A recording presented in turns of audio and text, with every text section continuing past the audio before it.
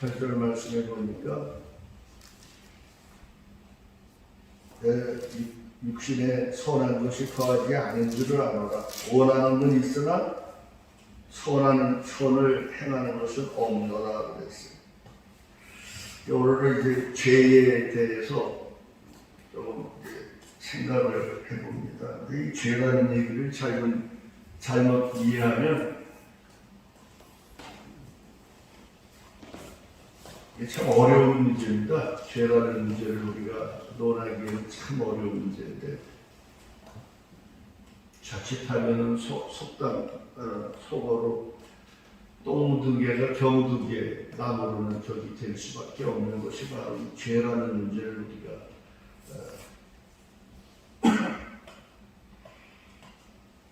얘기할 때 참 어려운 문제인데 그래도 예수 믿는 사람은 항상 말씀에서 우리를 비춰봐야 되기 때문에 이런 문제를 가지고 갈등을 안 한다면 그게 죄입니다.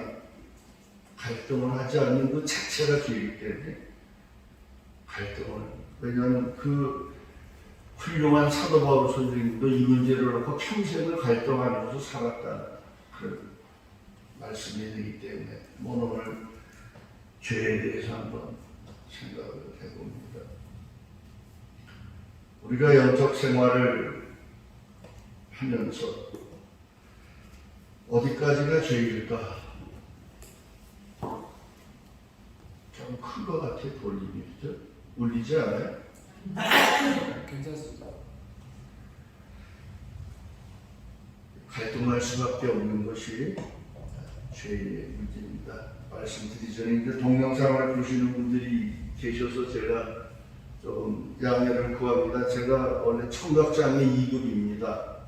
그래서 노래도 전혀 못했던 것을 다 포기했던 사람인데 목회도 뭐고 다 포기하고 이제는 살려고 했던 사람인데 하나님이 은혜를 주셔서 건강해 주셔서 많이 좋아져서 제가 용기를 얻고 힘을 얻어서 노래도 해보고 또 말씀도 전해봅니다. 말씀을 전할 때는 내가 말을 할 때 내 속에서 귀가 밀려가지고 내가 강약도 조절 못했고 상대가 제대로 듣는지 못 듣는지도 모르는 아주 그 혼란 상태에서 그래서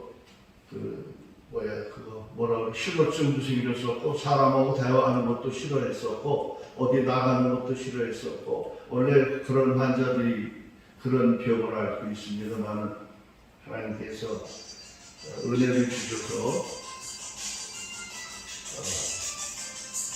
그래서 저도 모르게 귀 컨디션이 안 좋을 때는 제가 이렇게 하는 그런 때가 있어요. 상당히 우리 아들이 지적을 하더라고. 우리 막내 아들이 아버지 너도 비염 있잖아. 아버지도 비염 있어서 나도 모르게 그럴 때가 있지.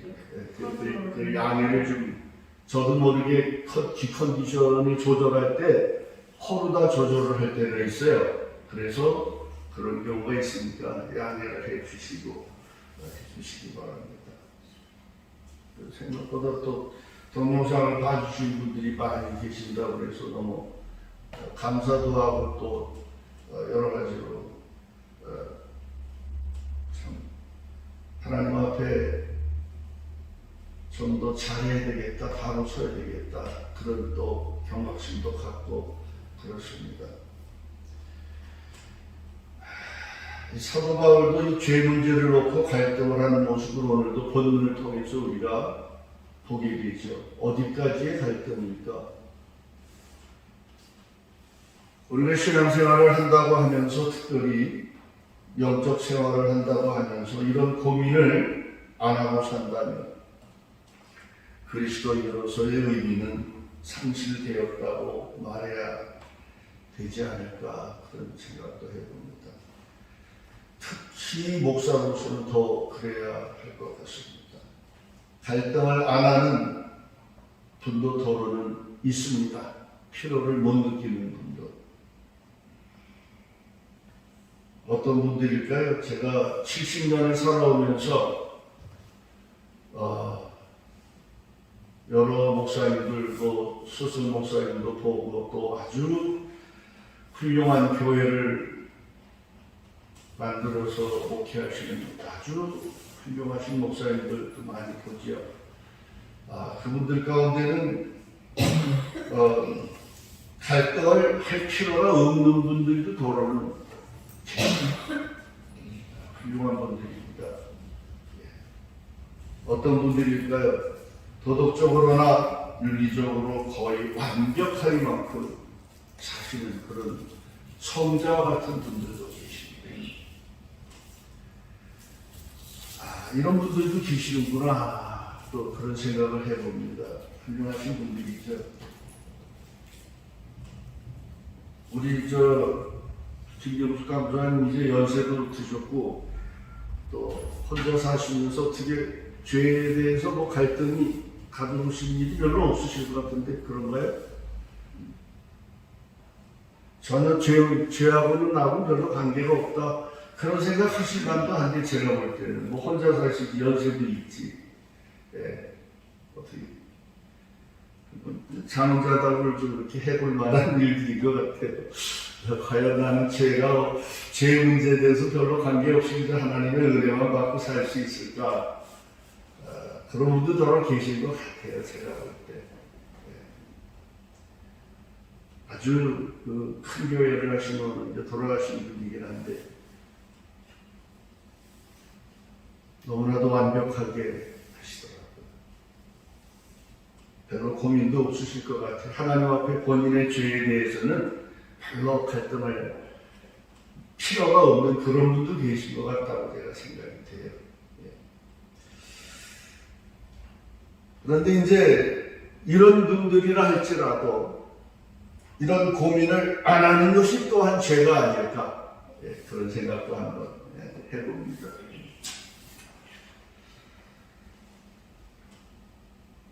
그래서 잘못하면 똥무드개가 겨우두개나 오르는 격이 될 수도 있다는 거죠. 쉬운 문제가 아니죠.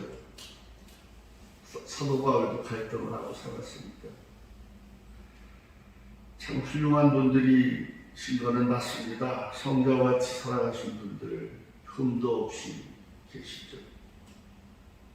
근데 이제 제가 이런 분들에게서 나오는 실수를 한번 이렇게 봤는데, 이게 뭐냐면 자신의 완벽성으로 인해서 상대방의 죄성에 대해서, 하나님의 은혜에 대해서 정리가 잘 안 된다는 것을 또 생각을 하게 되더라고요. 당신은 너무나도 완벽하기 때문에 누가 죄진 모습을 드러나면 용서를 할 줄 몰라. 그냥 왜 죄를 졌냐, 정죄하는 스타일의 그 아주 훌륭한 분들이에요. 당신은 죄를 안 졌기 때문에. 그러면 뭐예요? 죄가 많은 것에 은혜가 없죠?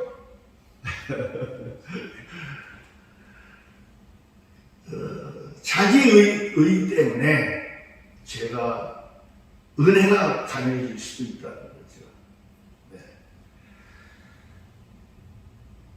이런 분들은 구약의 10계명을 완전히 지키는 분이죠. 이런 분들은 예수 믿어도 죄 지으면 어디 가요? 이런 분들에 의해서는 지옥 가는 거예요. 벌써 문제가 심각해지는 거예요.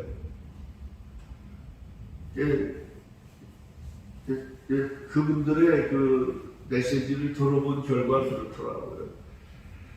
예수 믿으면 복 받고, 죄 지으면 복 대신 따로 받고, 또 지옥 가. 이렇게 루트가 그렇게 형성되더라고요. 그분들한테는. 그러면 교인들은 공포에 떨어야 돼요. 그 자체가 공포란 말이에요. 무서워서 예수 믿어야 돼요. 은혜로 믿는 게 아니라 율법으로 믿어야 되는 그런 결과들이 많이 있더라. 장단점이 있는 건데, 깨달은 대로 믿으시는 거기 때문에, 깨달은 대로 전달하시는 거기 때문에, 전하시는 거기 때문에 그건 탓할 필요는 없어요. 그런데 우리가 이 죄 문제를 생각해 볼 때에는 그런 문제로 연결이 될 수 있다는 거죠. 이렇게 말씀하시는 앞에서 죄인은 설 자리가 없어진다는 말씀입니다. 십자가에 매달린 살용수도 갈 자리가 없어. 그죠? 예수님 옆에서 여태 예수도 모르다가 그 죄라는 것이 뭐 어떤 죄인지 우리가 다 파악을 할 수가 없죠. 그 당시 죄는 또 지금 죄하고 제목이 다르기 때문에. 어쨌든 죄잖아요. 그죠? 예수를 몰랐잖아요. 근데 예수님 옆에 사형수가 이렇게 말하면 예수님이 내가 너와 함께 나오고 있으라는 답이 또 어느 이 성경의 기록이 없으면 괜찮은 게 있잖아. 그래서 좀 곤란해지는 문제가 생긴다 그 말이죠. 그런데 신약에 와서 예수님께서는 내가 너희가 십계명은 구약에서 기록이 됐고 너희가 마음에 음욕을 품어도 뭐라 그랬어요? 죄라고 그랬어요. 우리 김영수 강사는 뭐 음욕을 품을 일이 없었을 텐데 어떻게 있었나요? 이 말씀에 걸릴까 안 걸릴까? 한번 자신 있게 대답 좀 해보세요. 걸려요 안 걸려요? 걸린 적 있어요 없어요? 참 이게 어려운 겁니다. 그래서 죄 문제를 논한다는 게 어려운 문제입니다.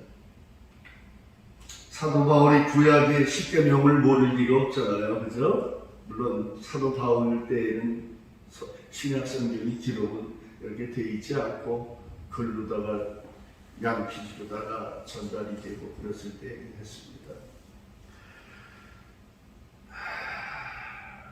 왜 그런 죄에 대하여 갈등하고 사도 바울이 고민을 했을까? 23절의 본문 23절에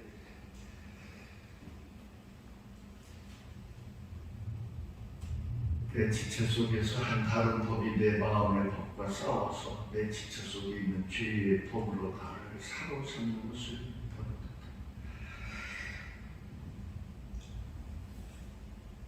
율법도 제대로 못 지켰는지 사도 바울이 엉망진창으로 살았는지 왜 이런 고민을 했을까? 우리가 한번 이 고민하는 모습을 보면서 생각해보지 않을 수가 없습니다. 그래서 바울이 설마 그렇게 살았겠어요? 과거는 어땠을지 몰라도 예수님을 만난 후에는 그러지 않았을 거라고 생각합니다. 그런데 이렇게 고민을 심각하게 한 모습을 보죠.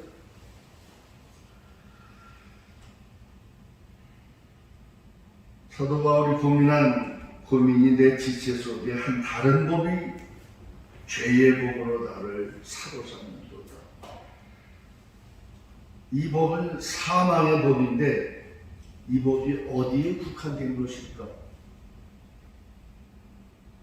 어느 한두 군데만 국한된 것이 아닐 것이다라고 생각이 됩니다. 우리 인간의 육체에서 마음에서 일어나는 각종 모든 것이 거기에 죄라고 하는 죄 다 있을 것이라고 생각합니다. 사도 바울은 신이 아니면 신성에 가까운 사도예요. 그렇죠? 신성. 지난번에도 말씀드렸듯이 우리가 고난을 통해서 고통을 통해서 엎어지고 하나님 앞에 기도하고 할 때에 우리는 더욱 신성화되는 겁니다. 내가 너희를 신이라고 하지 않았느냐. 예수님이 요한복음에 말씀하신 것처럼 거룩하게 성신의 사람이 되어가는 과정이지만은 사도 바울은 그 누구보다도 이런 분이라고 생각합니다. 그럼에도 불구하고 육신에게서 일어나는 모든 각종 죄 문제를 놓고 마음에서 일어나는 모든 생각 속에 육이 사망의 육의 법이 주는 모든 죄성을 놓고 고민했던 모습을 우리가 보면서 우리도 한 번쯤 고민해 볼 수밖에 없고 한 번쯤이 아니지 평생 해야 되겠죠. 사도 바울이 그러면 나침판이 없었냐 그 말이에요. 그죠? 나침판이 있었잖아요. 성경 말씀에 나침판은 얼마든지 있죠. 나침판이 고장났을까? 성경의 나침판은 고장이 안 납니다. 사람이 만들어 놓은 나침판은 고장이 납니다. 구약의 대표적으로 십계명 안에 나침판이 있죠. 또한 모세 오경을 통해서 또 선악과의 법이 있죠. 속아서 따먹는 범죄를 비롯해서 가인과 아벨의 잘못된 그런 나침판이 있죠. 제사를 통하여 가인이 잘못 드리고 숨어 다니는 그런 가인의 사건. 제사장들이 지성소에 들어갈 때 자칫 잘못하면 죽잖아요. 그런 나침판들은 얼마든지 있습니다. 레위기를 통해서 모든 그런 것들이 또 나타나고. 그리고 신약에 와서는 예수 그리스도가 단번에 십자가에 죽으시고 부활하셔서 우리 특자의 모든 죄를 한 번에 해결해 주시니 사실 죄와 우리와 상관이 없어진 거잖아요. 그럼에도 그런 것을 모르는 사도 바울이 아니었잖아요. 이와 같은 착한 나침판을 그 누구보다도 잘 아는 바울도 자신의 자아 속에서 갈등하고 심히 고민하는 성령의 법과 사망으로 끌어가는 죄의 법과 갈등하는 모습을 보지요, 우리가. 그 누구도 아무리 의롭게 산다고 자부하며 예수 믿어 죄 지으면 지옥 간다고 외칠 만큼의 모든 법적으로 율법적으로 완벽하게 사는 그런 훌륭한 분이라도 사도 바울을 비춰보면은 뭐 어떻게 되죠? 다 위선자이다 그 말입니다. 자기의 완벽성을 가지고 상대방을 잘못 믿으면 지옥 가라고 말하는 그거, 이거 엄청나게 무식한 겁니다.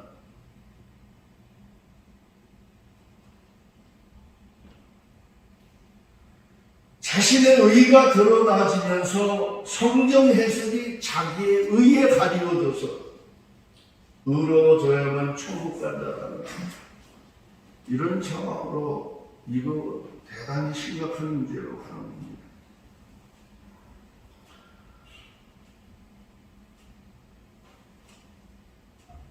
더 나아가서는 진리 안에서 자유가 아닌 도덕적 속박에서 벗어나지 못해서 진리 안에서 뭐가 있어야 되죠? 진리 안에서 자유의 맛과 죄가 있는 곳에서 하나님의 은혜의 맛을, 기쁨을 누리지 못하게 하는 모순이 많이 일어난다는 것을 우리가 깨닫지 않을 수가 없습니다. 이것은 윤리적, 도덕적 교리는 만들 수 있으나 깊은 은혜의 세계에 접근할 기회를 얻지 못하게 하는, 맛보지 못하게 하는 폐단으로 이어질 수 있다는 겁니다. 그렇다면 바울에게서 이러한 신앙 고백이 필요하지 않을 수도 있었을 겁니다. 의로, 도덕적으로 바르게 섰을 때 문제가 없다라는, 그죠? 또는 예수님의 십자가도 필요하지 않을 수도 있었을 겁니다. 자기의 의가 의로 천국을 한다. 그렇다면 본문 7장 24절에 오호라 나는 곤고한 사람이로다. 이 사망의 법에서 누가 나를 건져낼고, 결국은 이것이 바울의 진솔한 고백이죠. 십자가가 해결해 줬음에도 불구하고 이런 고백도 필요하지 않을 수 있다 그 말이에요. 그렇다면 바울의 이런 신앙 고백도 필요가 없습니다. 그러므로 우리는 하나님 앞에서 의롭다 할 수 없는 죄인임을 고백하지 않을 수가 없어요.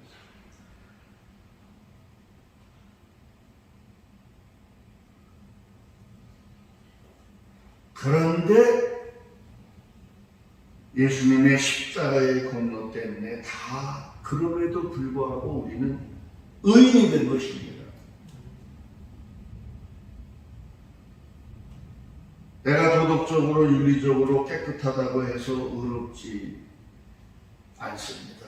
그렇게 되면, 그렇게 될 수만 있다면 성경의 말씀이, 성경 말씀이 윤리와 도덕책 수준에서 머무를 수도 있지요. 성경 외에 모든 불경이니 무슨 경들이 다 도덕책 아닙니까? 윤리적이고 도덕책이죠. 우리 성경도 거기에 준하지 않다. 그러면 이 문제가 심각해지는 겁니다. 우리는 종교인이 되는 거지, 살아계신 그리스도 안에서 그리스도인이 될 수 없다라고 말이죠. 부활하신 종교와 상관이 없어지죠. 우리는 종교인이 되지 말고 그리스도인이 되어야 되겠죠. 그래서 깊은 은혜의 강으로 가는 길이 차단될 우려도 있습니다. 죄를 지어도 된다고, 그렇다고 종용하는 말로 혹시 오해하시면 안 되겠습니다.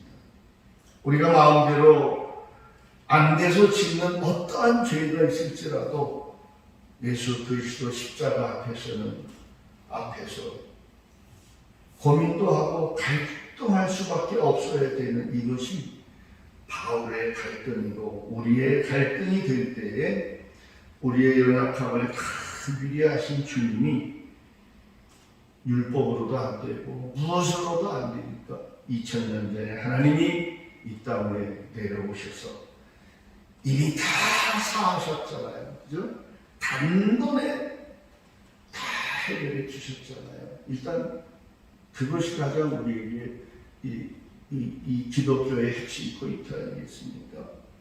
이것을 우리가 이제 깨닫고 죄의 문제를 우리가 갈등하고 고민해야 되지 않겠느냐.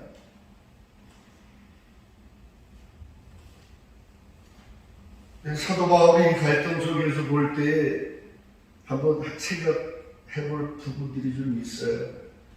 오호라 나는 건도한 사람이로다. 이 사망의 법에서 누가 나를 건져낼고, 바울이 용서해 주세요 그런 말이 없단 말이에요. 고해하는 거예요. 자, 우리가 이제 용서라는 문제 때문에 조금 고민들을 많이 하는 경우가 있어요. 성경에 용서라는 말씀이 어디에 있어요?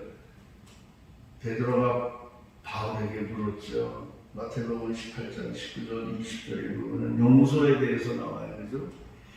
사람이 7번씩 죄를 범하면 용서를 어떻게 7번 다 해야 됩니까? 그랬잖아요. 그러니까 예수님 뭐라고 그랬어요? 7번씩 70번이라도 용서하라 그랬죠. 용서는 끝이 없다는 뜻이에요. 계산이 안 되잖아요. 그건 뭐냐면 이거는 사람 관계 속에서, 우리가 그리스도인으로서의 관계 속에서 얼마나 용서해 주지는 않아요, 사실은. 그죠? 네. 어떤 법적인 문제 그런 건 세상 법이고, 그리스도 안에서도 형제지간이나 부모 형제 그리스도인들끼리 교회 안에서 나를 섭섭해 하는 사람, 인간적으로 내 마음을 아프게 하는 사람, 용서가 안 되는 사람이 있잖아요. 그죠? 그 관계 속에서 말씀하시는 거거든요. 용서되는 단어가 별로 없어요. 저는. 하나님 앞에 많이 울긴 했죠. 네. 그래서 조금 이해를 돕기 위해서 용서가 너무 남발이 되더라. 하나님 앞에 용서는 필요한 게 아니에요. 왜냐하면 단번에 해주셨잖아요. 2000년 전에 십자가를 우리의 미래의 죄, 현재의 죄, 과거의 죄까지. 사실 우리가 어떻게 살 것도 우리 주님이 다 알아. 네가 언제쯤 무슨 죄를 질 것까지도 다 머리카락 하나도 다 세고 계시는 하나님께서 다 알고 계시잖아요. 네가 너무 못났어. 네 자유의지는 너무 약해. 마귀에 시달려서 언제 무슨 죄 질 것까지도 알아. 그래서 그거를 나중에 하나님이 무한한 사랑인 거예요. 허용이라는 신학적 용어가 있어요. 허용. 무슨 죄를 졌어도 이미 다 허용됐다. 내 자유의지가 약해서. 그러나 2000년에 단번에 죽으신 십자가의 그것까지도 다 이미 해결이 됐기 때문에 하나님 앞에 그냥 우시면 돼요. 우시면. 이 세상 사람들이 그러더라고요. 한국 예수 믿는 사람들은 참 아주 웃기는 사람들이에요. 뭐 시커먼 죄 짓고 일요일날 교회 가서 용서해 주세요 회개하면 되냐. 이게 조소의 소리, 조롱의 소리잖아. 그러니까 너무 가볍게 우리가 하나님 앞에 용서를 해주세요. 그거보다는 그냥 우시자고 말이야 우리가. 예, 용서는 인간 속에서 일어나는 용서를 왜 얼마나 써서 저놈의 새끼 내가 용서할 수가 없어. 11번 용서해라. 7번씩 7번이라는 게 뭐예요? 무한대 용서해라. 왜냐면 네가 너는 용서 한 번에 나라 받았잖아. 너도 죄인인데 그냥 그런 것을 의미하는 거죠. 예. 그래서 우리 하나님은요, 하나님 앞에 울 줄 모르고 돈 많이 갖다내요. 소용없어요. 헛거예요. 하나님 앞에 내 자신을 드러내놓고 울으면 하나님이 그 마음을, 그 하나님 마음이 약하시다고 그러더라고. 어디서 고통을 받고 힘들 때 가서 울면 하나님이 그 눈물을 보신다는 거예요. 네? 나타나이 빌립을 따라 나오니까 내가 너를 보았노라. 언제 보셨나요? 내가 똥나무 아래 무슨 나무지? 분난 나무에 무슨 나무에? 무화과 나무 아래 내가 있을 때 보시잖아요. 욥에게는 언제 봤다고 그랬어요? 네가 왜 고통을 다 나를 원망하고 저주하느냐? 내 생일을 태어난 것을 저주하느냐? 내가 이 땅을 창조할 때 너 어디 있었냐? 하늘의 세계 아들들의 씨로 너희가 있지 않았느냐? 그때도 내가 너를 보았는데 지금이라고 내가 너를 못 보고 있는 줄 아느냐? 네. 보고 우니까 욥이 저주하고 울고 자기를 생일을 저주하고 울고 하니까 하나님이 응답하시는 거 아니겠어요? 우리는 용서를 가볍게 비는 그러고 막 진짜 용서를 우리가 해줘야 돼. 우리가 용서를 받았잖아. 하나님 성삼위일체 하나님 우리가 우리 죄를 용서해 사해 주셨잖아. 그와 같이 우리도 이미 사함받은 우리니까 형제 너도 이미 사함을 받았고 너희들의 주변에 일어나는 모든 문제들을 네가 사함 이미 받았지. 용서해주고 기도해줘라. 그런 존재로 살았으면 좋겠습니다. 그런데요, 내가 오늘 말씀드리려고 하는 포인트는 이게 아니고 하나님이 들으시지 않는 기도도 있다라는 거예요. 울어도 울면 듣는데 울지도 않으면서 기도하는 기도, 드리는 예배도 있고 마늘 헌금도 갖다 드리고 그런 일들이 많아요. 하나님이 안 받는 게 있다고 말이에요. 하나님. 교회 크게 만들어 놓고 성전 하면서 멋있게 예배드리면서 바벨탑처럼 교회를 크게 짓고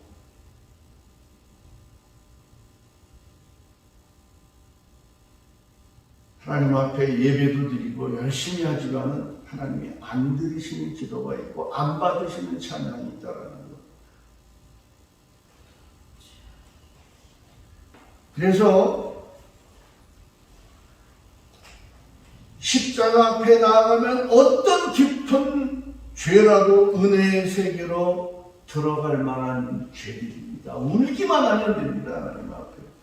하나님 옆에 운다는 건 자기 자신을 안다는 거예요. 바로 사도 바울이 갈등하며 고통하는 그게 그냥 그렇게 했겠어요? 막 속에서 그 고통하고 갈등이 울었다는 의미 아니겠어요? 마음은. 내가 이 오호라는 권고한 사람들, 사망의 법이 나를, 죄의 법이 나를 끌어내려. 얼마나 그것을 생각하면서 울었겠어요? 내가 해결할 수가 없는 것이구나. 어떠한 죄도 우리가 하나님께서 울면 해결해 주십니다. 응답해 주십니다. 그래서 깨달은 게 다시 또 십자가의 도예요. 사도 바울이 이 문제를 해결하는 십자가의 도밖에는 없다라는 것을 보게 그렇게 들어가는 기도는 하나님이 다 해결하십니다. 모든 분들 우리가 미워하면서도 용서해야 됩니다. 우리는 주변의 모든 저도 속상한 일이 많아요. 가족 속에서도 그래요. 많이 미워할 수밖에 없어요. 우리 육은. 그러나 용서해야 됩니다. 받아줘야 됩니다. 용서받은 자에 우리는 사함받은 자기 때문에 용서해야 되는 존재들입니다. 그런데 죄는 죄인데 하나님께서 너는 참 바보다, 머저리다 하시는 죄가 있습니다. 내가 너를 대한민국 땅에 태어나게 해서 이렇게 복을 주고 70년 전에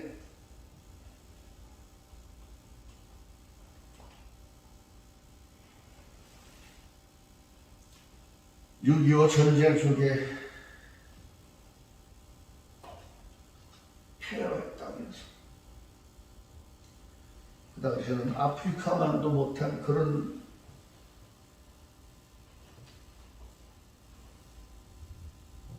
땅에서 최초 선교사들을 보내주시고 지금은 세계 10위권이라고 하는 기적 같은 나라로 만들어 주셨잖아요. 우리가 부정할 수 있어요?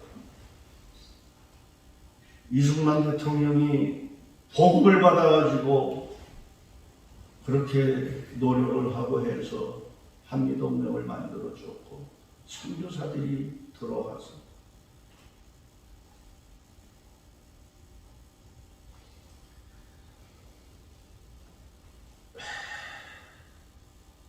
이제 그동안 우리는 세계 선교사 파송 2위국이었어요. 미국 다음에.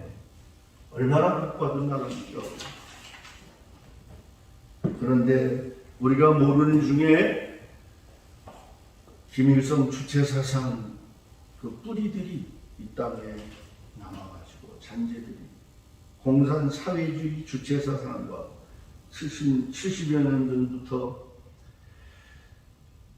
교육을 받아서 교육계에 침투돼서 오직 기독교 하나님의 은혜로만 세워진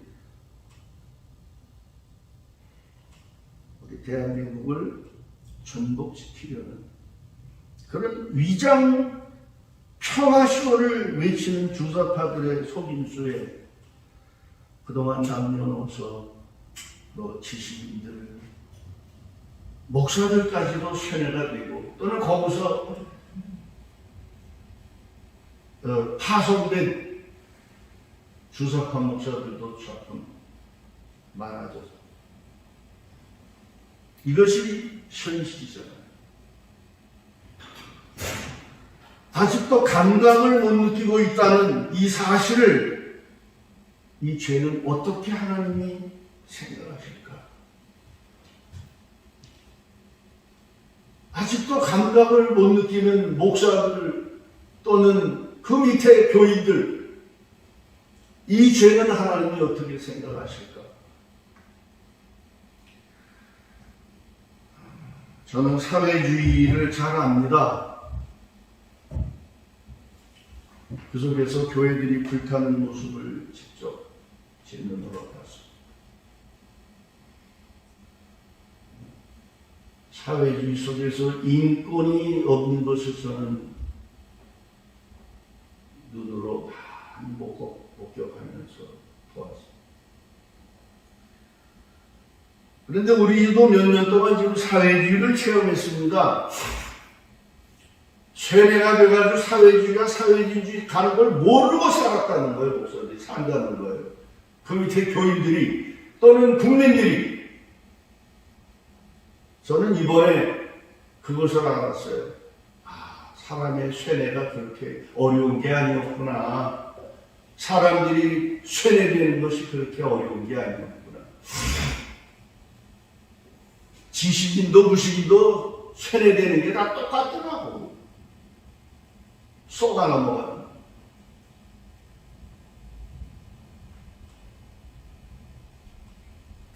온 국민들이 쇠뇌가 돼서 살면서도 느끼지를 못할 뿐이에요. 왜냐하면 그들의 말은 위장술이 명합니다. 사람을 쇠뇌시키는 기술이 사탄의 지혜를 받아가지고 능통합니다. 그래서 쇠뇌가 되는데 쇠뇌가 되려면 느끼지를 못하더라고요.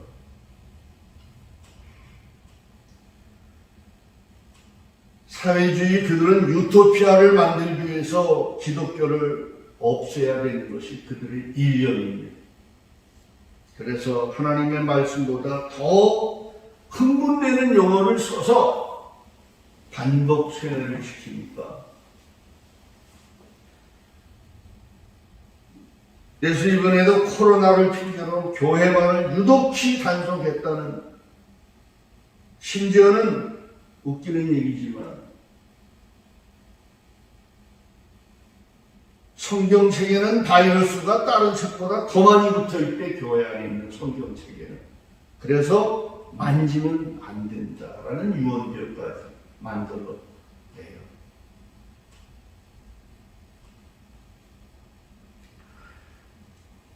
아마 그럴 거예요. 전 세계에서 코로나가 일어나는 상황이니까 당연한 것이었다고. 맞습니다. 전 세계에서 일어난 사탄의 괴락이었습니다. 그러나 우리 대한민국 안에서는 좀 더 특별했다는 것을 모르더라고요. 교회를 이제 없애보겠다고 하는 그런 사탄의 전략을 아는 사람은 알겠지만 몰라요. 많이들 모르더라고요. 너무나도 가슴이 아프고 한스러웠습니다.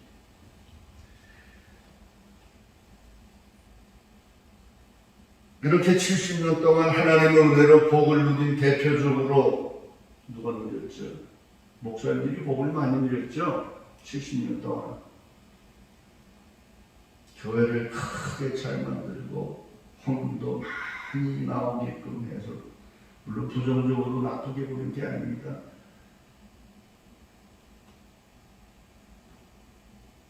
바로 하나님 앞에 하지 못한 그런 일들이 너무나도 비일비재했다는 겁니다. 예배도 잘 드리고 세상의 잣대를 볼 때는 크게 성공한 목사님들, 또 크게 만들어진 교회들, 얼마나 예배를 멋있게 드립니까? 할 거 다 하면서 또 불의에 대한 정부시책이라고 복종들을 잘 했죠. 불의가 뭔지, 의가 뭔지, 하나님의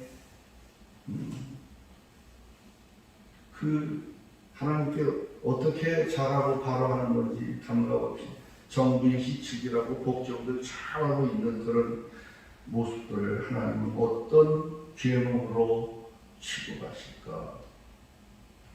세계 역사 속에서 어느 나라도 위태로운 깨어있는 위태로운 그런 상황 속에서 깨어있는 종교 지도자들은 다 나서서 싸웠습니다. 정치인들은 나라를 망가뜨리려고 했지만 깨어있는 지도자들은 나가서 싸우다 죽었습니다.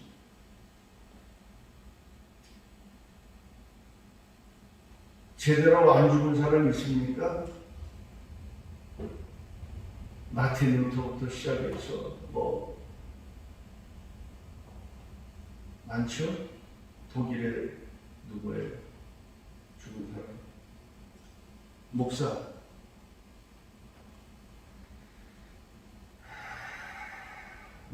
역사적으로 들추고는 한둘이 아니죠.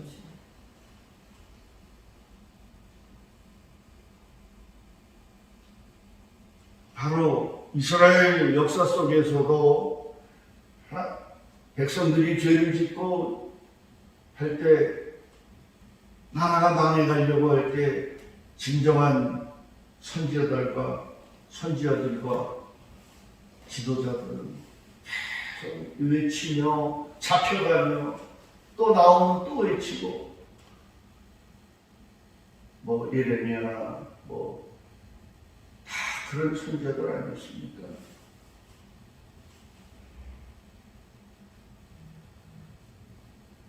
말씀을 외치며 군대를 조직하기도 하고 싸우려고 얼마나 기도원 군대도 만들고 등등 이렇게가 이게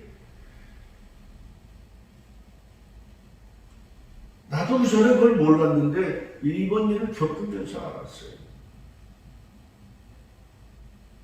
목사가 정치에 참여하면 안 돼요. 정치 참여할 필요가 없죠. 왜 정치에 참여를 해요?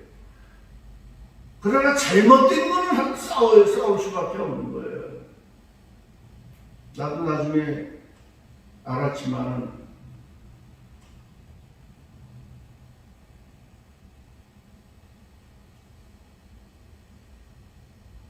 일본 사람들이 목사들이 참여하지 못하게 법으로 만들어 놓은 게 목사는 정치에 참여하지 말라라고 해놓은 거랍니다. 우리 기독교는 싸우는 기독교입니다.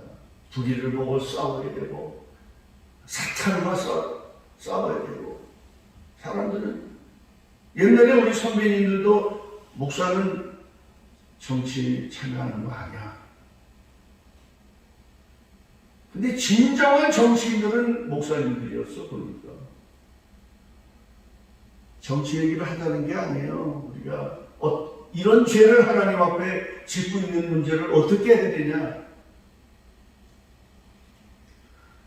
이번에 우리나라에도 함께 싸우신 분들이 계시죠. 돌아가신 분도 계시고 감옥 가신 분도 계시고 고난을 많이 받으신 분들이 지금도 계시죠.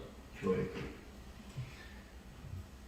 우리 호세아 4장의 제사장들에게 즉 하나님의 종들에게 뭐라 그랬나? 너희가 지식을 버렸으니 나도 너희를 버릴 것이다 라고 했습니다. 그러면서 깨닫지 못하는 백성은 망한다 그랬어요. 지금 너무 하나님의 복을 많이 받아서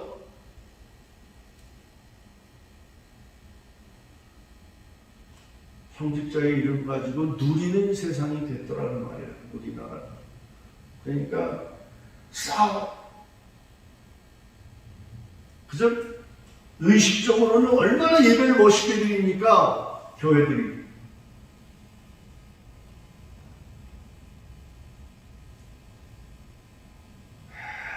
죄 아니겠습니까? 그것이 하나님이 받으실 줄 알고 있잖아요.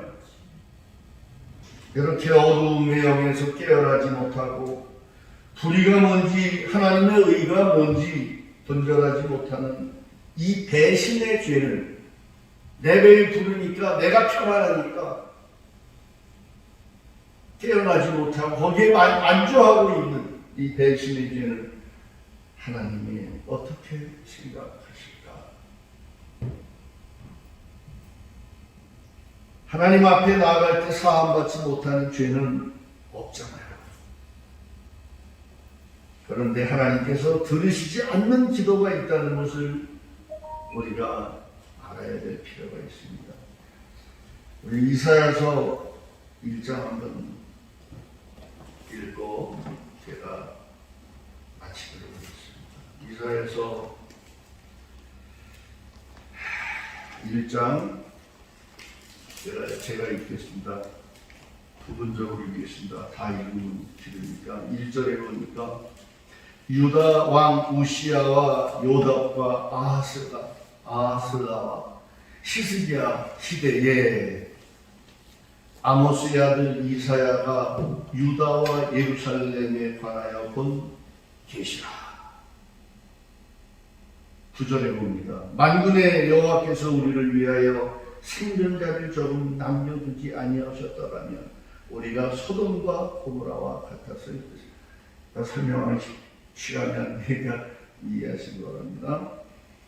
너희 소돔에 관한도라 여호와의 말씀을 들을지어다. 너희 고모라의 백성아 우리 하나님의 법에 귀를 기울지어다. 여호와께서 말씀하시되 너희가 무수한 재물이 내게 무슨 유익하냐. 재물 많이 가지고 오잖아요. 나는 수양의 번제물과 살진 짐승의 기름에 배불렀고 나는 수송아지와 어린 양이나 순명소의 피를 기뻐하지 아니하노라. 너희들이 많이 가져오라고. 12절에 너희가 내 앞에 보이러 오니 이것을 누가 너희에게 요구하였느냐. 내 마당만 밟을 뿐이다. 괴롭다고 말해 하나님이. 너희들이 하는 행태들이 교회 크게 세워놓고 딴짓하는 거. 하나님의 의도 모르고 누가 너희에게 요구하였느냐? 누가? 13절에 헛된 질문을 다시 가져오지 말라. 분양은 내가 가지고 여기는 것이요 월삭과 안식일하고 주일하고 모이는 대회 이것도 그러하니 성회와 아울러 모래매여 악을 행하는 것을 내가 견디지 못하겠노라. 이게 하나님의 마음이에요. 오늘날 타락한 이 시대에 14절에 내 마음이 너희의 월삭과 정한 절기를 싫어하니 그것이 내게 무거운 짐이라. 하나님 무겁대요. 내가 너희 지기에 건비하였느니 15절에 너희가 손을 펼 때 내가 눈을 너희에게서 가리고 기도 안 듣겠다는 거예요. 안 받으시겠다는 거예요. 안 듣는 기도하지 말라는 거예요. 너희들이 무수한 재물을 가져오고 크게 성당을 크게 만들어 놓고 교회를 크게 만들어 놓고 바벨 쌓는 모습 내가 받지 않겠다. 그리고 딴짓하잖아요. 오늘 교회도 마찬가지고 신부도 마찬가지고 얼마나 지금 정치에 뛰어들어가지고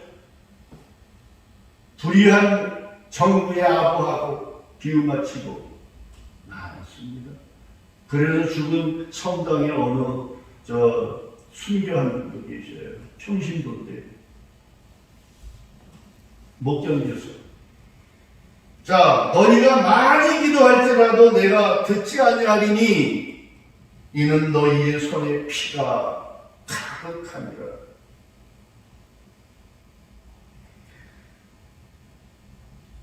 너희는 스스로 찢으며 스스로 깨끗하게 하며 내 목전에서 너희 악한 행실을 버리며 행악을 그치고 17절에 선행을 배우며 정의를 구하며 학대받는 자를 도와주며 이게 교회에서 할 일이에요. 복음을 위해서. 고아를 위하여 신원하며 과부를 위하여 변호하라 하셨느니라. 이게 하나님이 원하시는 것도 이 땅에. 그래서 하나님의 나라를 확장해란 말이야. 예수님도 가난한 자들에게 찾아다니셨지 부자에게 찾아다니지 않았어요. 주님이 정치하시지 않았단 말이에요. 복음을 전하셨죠. 제자들은 깨닫지 못하고 주님이 이제 메시아로 등급을 하면은 출세하지 않을까 깨어나지 못했을 때 그거 바라고 따라다녔잖아요. 그런 교회가 아니란 말이에요. 그런 주님이 아니죠. 바보를 위하여 변호하라. 여호와께서 말씀하시되 오라 우리가 서로 변론하자. 한번 얘기해보자. 너희들이 하는 짓이 이게 지금 제대로 되고 있는 거냐? 그러면서 결론을 말씀하시죠. 너희 죄가 주홍같이 붉을지라도 하나님은 용서할 수 있다 그 말이에요. 근데 그런 죄를 짓는 가운데 너희들이 아무리 내 앞에 잘하도 내 마당만 막는다. 지저분하게 만든다. 나와 18절에 서로 여호와께서 말씀하시되 오라 우리가 서로 변론하자. 한번 얘기해보자. 너희들의 행태가 다른 것이. 그러면서 뭐라 그래. 너희 죄가 주홍같이 주홍 같을지라도 눈과 같이 씌어질 것이요 진홍같이 붉을지라도 양털같이 희게 되리라. 하나님 앞에 깨닫고 울면 해결된다. 너희가 즐겨 순종하면 땅의 아름다운 소산을 먹을 것이요 너희가 거절하여 배반하면 칼에 삼켜지리라. 삼켜졌죠. 너무나 복을 누리고 하나님의 뜻보다는 누리다 보니까 그만 그게 뭐예요? 불순종했잖아요. 형식만 가지고 있었지 진정한 기독교가 아니었단 말이에요. 그러니까 그럼 어떻게 돼요? 칼에 삼켜지리라. 그래서 우리나라가 이런 고통을 당하는 겁니다. 하나님의 은혜도 모르고 먹고 누리고 누리는데 이 성직자들이나 이런 타락해가지고 이런 모습을 그러면 뭐예요? 칼에 삼켜지리라. 좀 더 이제 제가 심한 생각도 했었는데 아예 다 망가져가지고 우리나라가 완전히 초토화돼가지고 회개 운동이 일어날 때 하나님을 구원해 주시면 더 좋을 뻔했다라는 그런 생각. 왜 우리는 전쟁 후에 어려운 시절을 다 겪었잖아요. 고통을. 젊은 애들은 못 견뎌요. 그 고통 속에 갔을 때 하나님이 구원해 주시면 더 좋을 뻔도 했었다. 그런 생각도 한 번쯤 해봤다는 거예요. 자, 56장, 이사야 56장 한번 읽고 마치겠습니다. 9절부터 들의 10절 이스라엘의 파수꾼들은 맹인이요 다 무지하며 벙어리 개들이라. 파수꾼이잖아요. 우리 성직자들은 파수꾼이에요. 사탄과 싸우고 교인들을 양을 하나님 앞으로 인도하는 목사입니다. 파수꾼이에요. 이스라엘의 파수꾼들은 뭐예요? 맹인이라고 그랬어요. 타락했기 때문에. 다 무지하여 벙어리 개들이라. 왜 벙어리 개라고 그랬어요? 할 말도 못하고 불의에 비유 바치고 잘 맞춰야 우리 교회가 편안하게 예배드릴 수 있어. 그러니까 하려는 대로 잘 따라서 해. 말도 제대로 못하는 벙어리 개라고 했어요. 제 말이 아닙니다. 저에게 혹시 감정이 있으면 안 돼요. 하나님의 말씀입니다. 짓지 못하며 다 꿈꾸는데요. 허황된 꿈 맞고 더 유토피아를 만들어야 되겠다. 누워있는 자들이요 잠자기를 좋아하는 자들이니 11절에 이 개들은 뭐예요? 이 개들이야. 말씀이 그래. 하나님 말씀이 제가 만든 말이 아니에요. 이 개들은 탐욕이 심하여 족한 줄을 알지 못해. 알지 못하는 자들이요 그들은 몰지각한 목자들이라 다 제 길로 돌아가며 사람마다 자기 이익만 추구하며 오라 내가 포도주를 가져오리라. 우리가 독주를 잔뜩 마시자 내일도 오늘같이 크게 넘치리라 하였느니라. 이것이 오늘날 타락한 기독교의 전 세계 기독교 지도자들이요 복받았다는 교인들의 모습을 하나님이 오늘 말씀해 주고 있지 않습니까? 저는 욕하고 싶지 않아요. 제가 하는 말이 아니에요. 이것을 들어서 벙어리 개들이요 짖지 못하는 벙어리 개라 다 잠잠해서 이렇게 하나님이 이렇게 말씀하셔요. 그래도 우리 변론하자. 너희 죄가 주홍 같을지라도 눈과 같이 휘어질 것이요 진홍같이 붉을지라도 양털같이 시게 되리라. 오라는 말이야. 돌아오라는 말이죠. 예.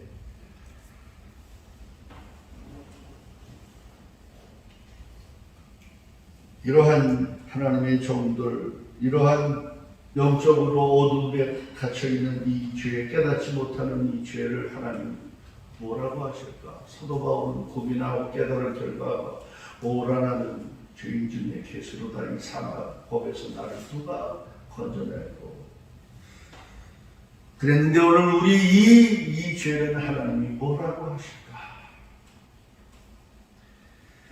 한번 소리내서 말씀 생각하면서 주여 한번 크게 부르고 단속으로 기도하겠습니다. 주여 아버지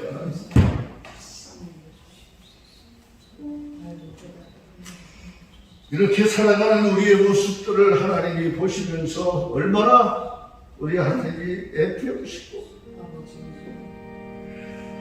하나님의 마음이 고통을 느끼실지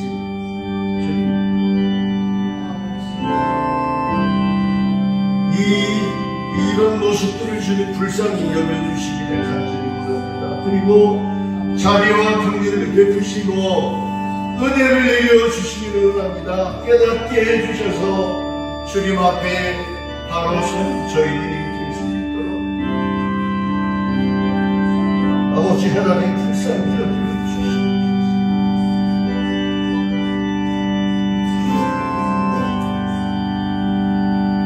불쌍히 여기시고 깨닫게 하셔서 은혜를 베풀어 주셔서 이제부터라도 하나님 앞에 바로 주님 나라의 가기까지 살아가는 저희들의 모습이 될 수 있도록 인도해 주시옵소서.